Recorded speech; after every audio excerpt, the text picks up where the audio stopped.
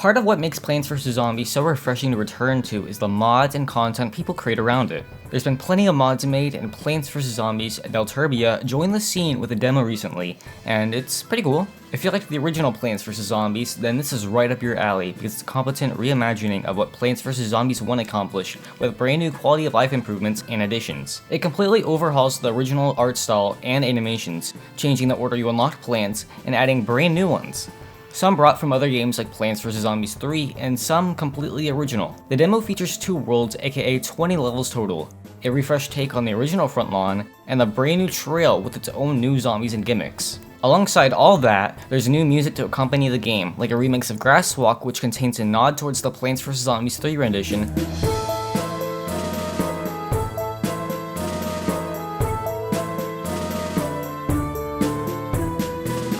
and a new theme for the trail, which oddly contains lyrics to Britney Spears' Toxic in the Horde variation.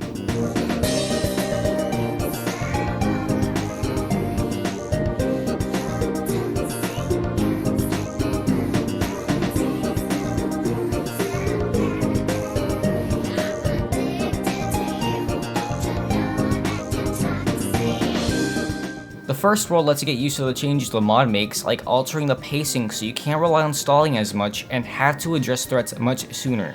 This means you'll be using Pea Shooter much more often instead of waiting for Potato Mine. Chomper got a huge buff to where he doesn't take very long to chew, so you can use him reliably. Consider the gameplay to have the format and style of PvZ1 with the challenge and pace of PvZ2. Some of the quality of life features include the addition of speed multipliers from PvZ2. You can now double the game speed, so you won't have to sit through the slow pace of PvZ1 for long. You can even customize it to a huge degree. Try playing the entire mod at 9 times speed and see how far it gets you. You can also enable keybinds for each seed packet if you don't want to click on everything. Though it is very much like PvZ1, things really kick up with the new additions from PvZ2. Locked and loaded and save our seeds. In World 2, the amount of lanes shrink from 5 to 4, and the levels really kick off in pace.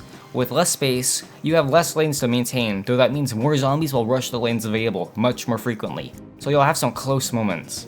Since stalling isn't a viable strategy anymore, you're going to rely on instant plants like Cherry Bomb much more often. Because it takes place in a shady forest, less sun will fall from the sky. That might sound like sun is less frequent, but that's not true.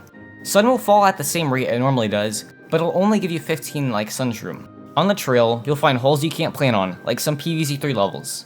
Thankfully, there's a plant whose role is to fill these holes so you can plant there. Football Zombie is here with All-Star Zombie's ability in PvZ2, and he's much faster.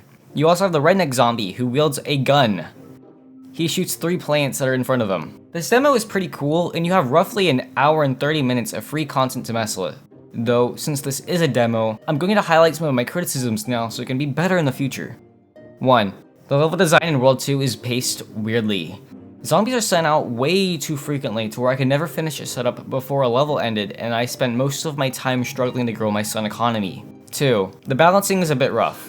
You're given many high-cost plants in World 2 that you won't get to use very frequently due to the limited amount of plants you can bring and the aforementioned pacing problem. Most plants in the earlier half of PvZ1 are plants you will continue to use in that world because they serve to counter some zombies in said world. Here, some plants don't really feel like they serve a grander purpose other than to be there.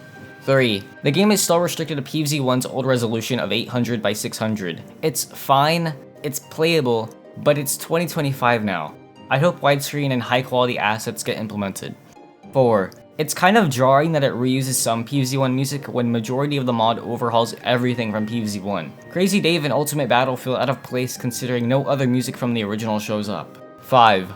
Some of the design choices are a bit questionable. I'm not sure why they decided to give Pole Vaulter Zombie big naturals, but okay bro, you do you. This is not really criticism, it's just an observation. But besides that, it's pretty solid for what it is. I like how Crazy Dave is animated and how the plants and zombies look.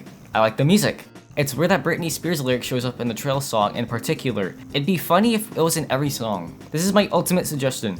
Add lyrics from popular music to each theme. That could give this mod its own niche.